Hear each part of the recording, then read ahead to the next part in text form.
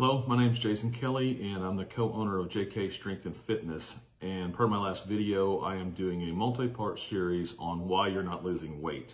And so today, what I'm going to talk about is calorie deficit. And so for those of you that don't know what that is, calorie deficit is when you are consuming fewer calories than you're burning on a daily basis. And so if you think about it like this, think about a scale.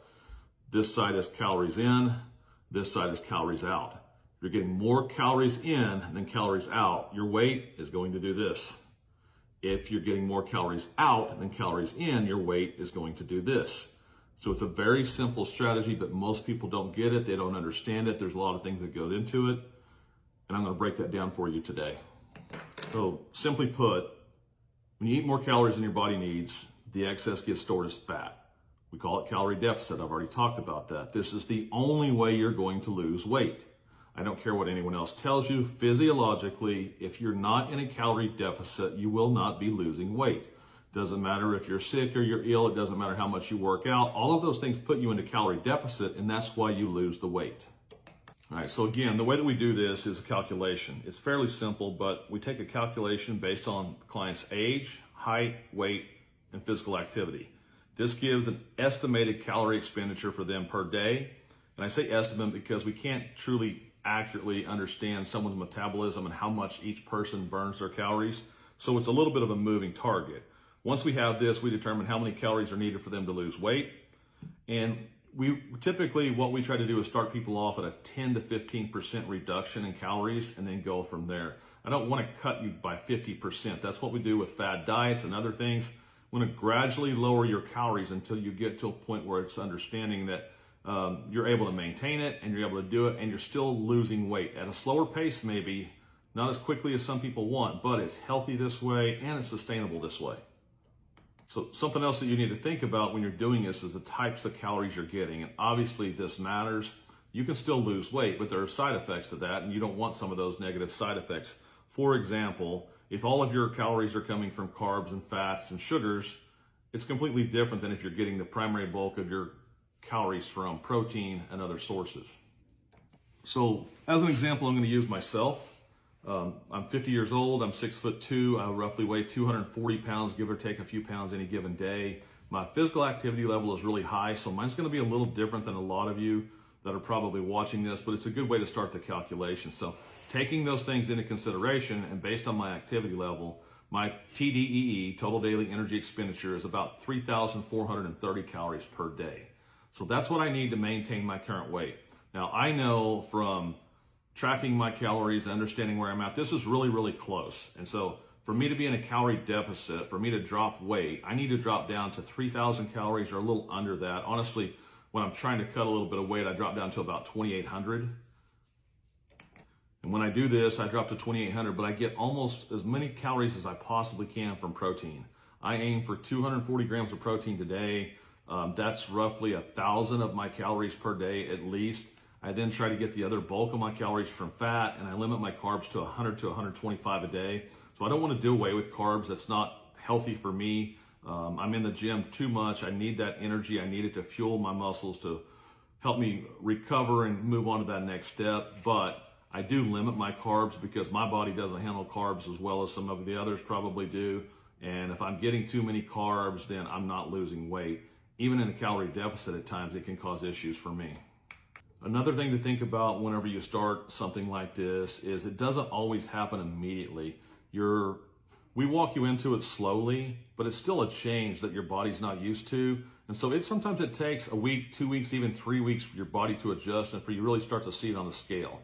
The other thing that we need to talk about a little bit is if you're getting the right amount of protein and you're spending time in the gym and you're doing progressive overload weight training, the scale may be your enemy. So I always encourage people to take before and after pictures at least every 2 weeks, as well as body measurements, because your body may be changing at a more rapid pace than the scale does for you. I know my body is that way quite frequently. I can be 240 and very soft. I can also be 240 and very lean, depending on what I'm doing, depending on the types of activities that I'm doing, even the time of year. In the wintertime, I always tend to get a little softer. There's a lot more things out there that lean to that, and I won't go into that today, but it can catch up with you. Age has something to do with that as well. So there are a lot of factors around it, but again, if you're getting your protein, if you're in there building lean muscle, pay attention not just to the scale. That's the last thing I look at is the scale. It's one determining factor to see what my progress looks like. I'm looking at my body composition. I'm looking at pictures side by side, standing in the same place, wearing the same thing, and then my measurements. Those things are a bigger tell for me than what the scale says on it. And again, I don't want to keep you off the scale. I'm not bashing the scale, but I do think it's one of the last things we need to look at to determine if we're making the right progress or not. So I know this has been a long one. There's quite a bit to it, and there's no way I can get it in some of these short videos. If you'd like to have a conversation around it, I'd be happy to talk to you. I think the bottom line is, look, there's really no magic pill, but there is a magic formula. If you're in a calorie deficit, you're going to lose weight over time. There's no way you cannot lose weight, but you have to be careful with it. You run the risk of losing muscle while you're doing this if you're not getting enough protein. That's why I talked about previously making sure that a primary amount of your calories are coming from protein every day, so that you don't lose that lean muscle mass. Even if you lose 5-6%, that's okay. Not the 20 and 25% that a lot of people are seeing. And a lot of people that are on semaglutide, tirzepatide, Wegovy, all of those things. And I have nothing against that. I've used it myself. Actually, I'm an advocate of it. I think it's great for people that need it. But if they're not working out and they're not making themselves get the primary, or at least a solid amount of protein day in and day out, the results aren't going to be what they want. Sure, the scale's going to move. They're going to drop the weight. They're going to be in smaller clothes. But they're going to lose their muscle. And that's the last thing we want to do. Don't ever sacrifice what's on that scale for losing that muscle. You're going to need it as you age. It's important to have that lean muscle. And you can do both. So, and a lot of trainers will tell you that you can't. You can absolutely lose weight, make your body look better, and gain lean muscle, granted at a slower pace than if you were in outside of a calorie deficit, but it can be done. People do it all the time. Athletes do it all the time. Trainers do it all the time. It can be done. You can do it too.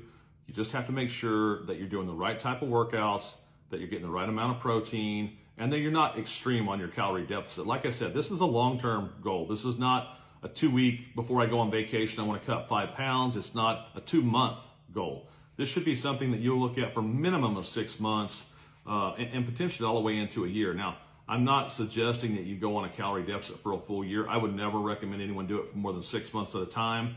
Take a month or 2 off, find out what their new rate is going to be, because your metabolism will change as you do this and as you drop your weight. So your daily required calorie intake is going to change as well. So after 3 months, 6 months, whatever it might be, with any of my clients, I always recommend that we do a new TDE, find out what their calorie rate is at that time, and then we readjust for that. So again, it's a sliding scale, and we'll work with you on that. But again, it's the only way that you're going to truly lose weight. Just to wrap it up, if you want more information on calorie deficit, TDE, other items, just contact us. Go to the website. The link's in my bio. Submit your questions there. You can email me directly. My email address is on there as well. I appreciate you listening. I hope you get something out of this. And again, if there's things that you want to hear more about, my next conversation is going to be around protein, the importance of protein. And I talked a little bit about it today, but you're going to get a more in-depth analysis of why we need protein and what protein actually does for your body on the next one. So follow, like, watch the next one. I'll give you some more information. Thank you.